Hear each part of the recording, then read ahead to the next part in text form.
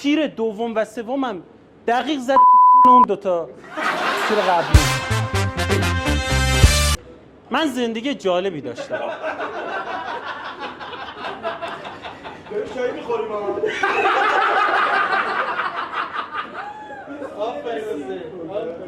من 2 سال پیش معتاد شدم و برای ترک رفتم کمپ ترک اعتیاد.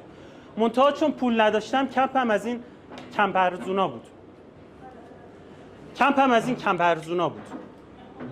و این کمپ قوانین عجیبی داشت. مثلا اونجا ما بسته حمایتی نداشتیم، یه بست حمایتی داشتیم. یا مثلا وام فوری میدادن، ولی خب وام فوری بود. ما تا می اومدیم بپرسیم که وام چی؟ چند درصده؟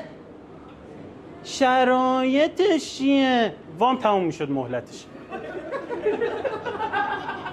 یه روز مسئول کمپ اومد گفت که ما قرار مسابقات بین الکمپی برگزار کنیم. گفتم اسمش چیه؟ گفت کمپیونز لیگه.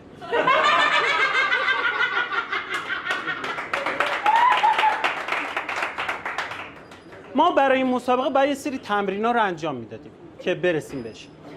تمرین اولمون تمرین قایم موشک بود. ما همه رفتیم یه جا حاضر شدیم که قایم موشک رو انجام بدیم، ولی هیچ که حال چشم زدن رو نداشت. مسعود رو نگاه کردیم دیدیم مسعود خودش تو پوزیشن چشاش هم بسته است. گفتیم مسعود تو چشم بذار. مسعود گفت 1 2 بس دیگه. که یکی گفت بست هست، منم پیکنیکو میارم. خلاصه ما رفتیم سراغ بست و پیکنیک. ما یه چند هفته مسعود رو ندیدیم، یعنی نمیدیدیمش ولی صداشو میشنیدیم. همش میگفت این بست دیگه بستمه. تمرین بعدیمون والیبال بود. کاپیتان مسعود مربی بود. کاپیتان مسعود سرویس میزد. ولی کسی نبود اون طرف اصلا سرویس رو بگیره. در واقع میل به دریافت بود، توانایی پرداخت نبود. تمرین بعدیمون نفسگیری بود. اینجا هم مسعود درش رکورددار بود. مسعود تونسته بود 3 سال و 9 ماه و 7 روز نفسش رو نگه داره که اصلا رکورد عجیبی بود. ما گفتیم مسعود بشینه شروع کنه به نفسگیری. مسعود 3 روز نفسش رو نگه داشته بود، هیچ تکونی نمیخورد. دکتر اومد بالا سرش گفت که این تکون نمیخوره. گفتیم اصلا تکونش نده ها. گفت که ولی این ضربان نداره. گفتیم تمرکزش رو به هم نزنا. گفت ولی این اصلا نفس نمیکشه، بازدم نداره. گفتیم تمرکزش رو به هم نزن. که اومد تکونش داد، تمرکز مسعود به هم ریخت. پاشد گفت ای بابا. تمرین بعدیمون شطرنج بود. توی شطرنج من رد می شدم دیدم مسعود و محسن نشستن دارن بازی میکنن. بعد مسعود و محسن نشسته بودن بازی میکردن، من صفحه‌شون رو دیدم. رفتم 3 روز بعد برگشتم دیدم صفحه تو همون حالته. گفتم که مسعود جان نمیخوای یه تکونی چیزی بدی؟ گفت ببین یه هول بدی کار تمومه. که من هولش دادم، اسبشو حرکت داشت، اسبش یو رفت. گفتم که مسعود مگه اسب ال نمیره؟ گفت ببین اینی که من دادم به اسب دبلیو هم میره.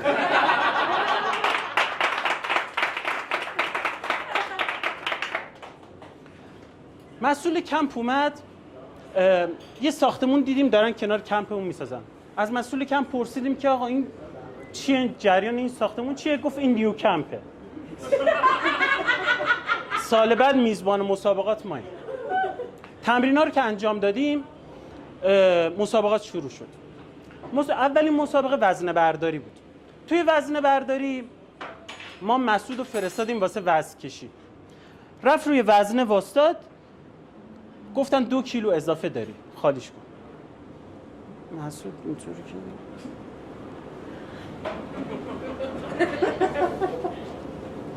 جاساس دوباره رفت، گفت هنوز 1 کیلو اضافه داری. گفت ای بابا اعتمادا هم از بین رفته. دوباره رفت گفت هنوز 500 گرم مونده. گفت ای با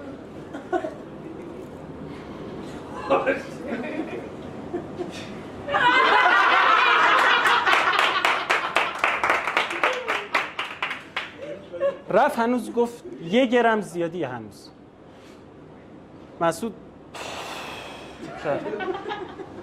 مسعود دیگه اضافه وزن نداشت ولی توانایی وزن برداشتن هم دیگه نداشت.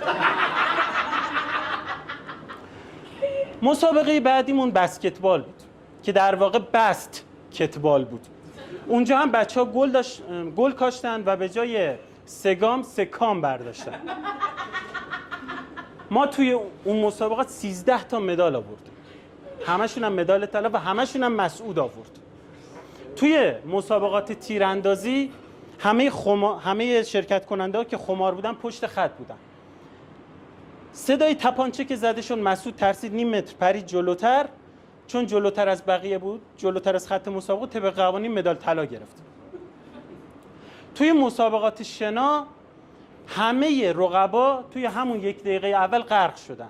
مسعود چون کام سنگین برداشته بود 1 ساعت و 20 دقیقه رو آب شناور موند. اینقدر موند که آخرش مسئولا خودشون با تور ماهیگیری مسعودو کشوندن بیرون. توی مسابقات تیراندازی هم مسعود اول شد. تنها کاری که مربیمون رفت کرد گفت ببین مسعود جان فرض کن این تیر سیخه، اون وسط سیبلم سنگه، سیخو بزن به سنگ. و برای انگیزه دادن بهش آهنگ سیخ و سنگم قبلش پخش کرد. مسعود تیر اول رو دقیق زد به هدف. تیر دوم و سوم هم دقیق زد تو اون 2 تا تیر قبلی. و اینطوری شد که ما اون مسابقات 13 تا مدال طلا گرفتیم. خیلی ممنون.